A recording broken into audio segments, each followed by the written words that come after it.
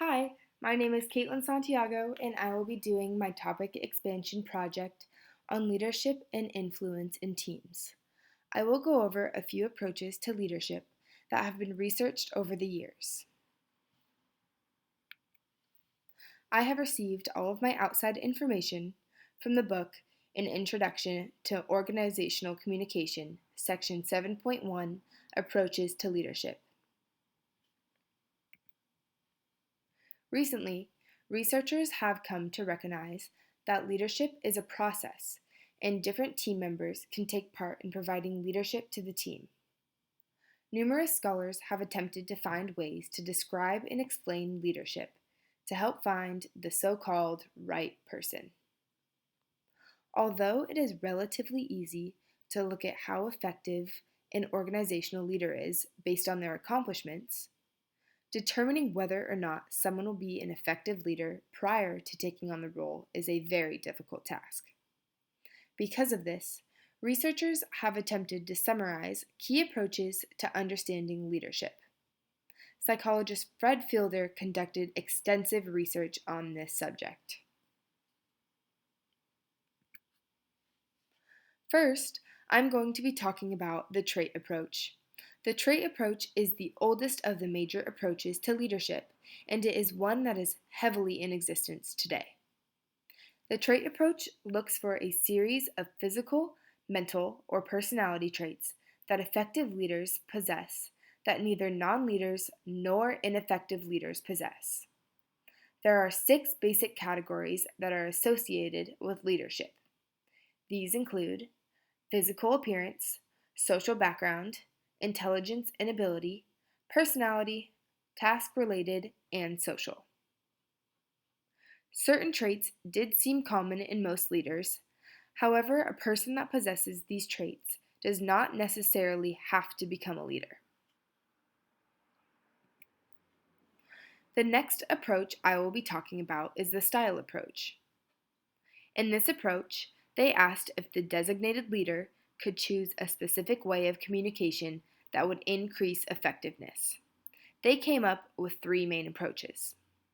The first of those 3 approaches is authoritarian, which is using power at their own disposal to help control others.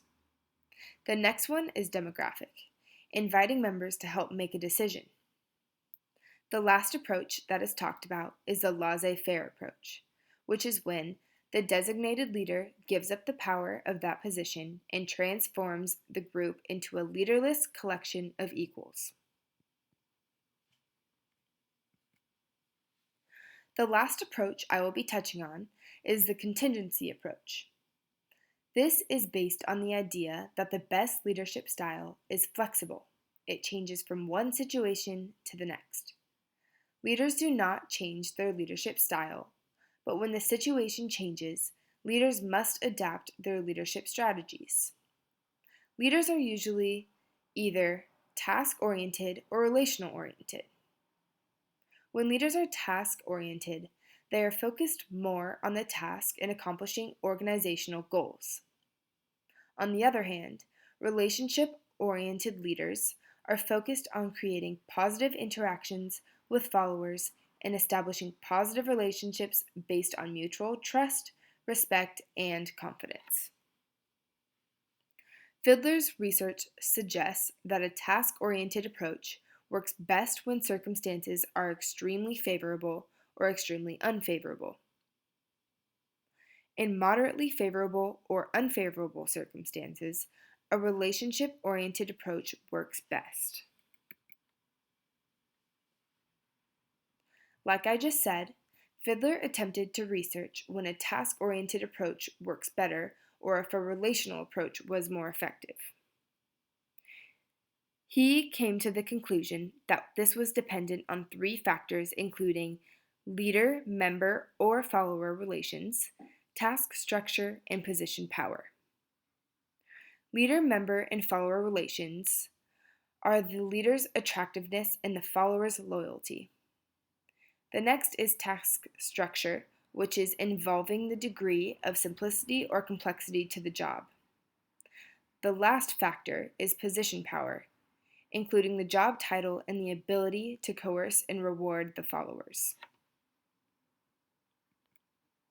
In conclusion, it is important to be aware of the key approaches to understanding leadership so you all can succeed in any situation and environment that may come your way. Thanks for watching.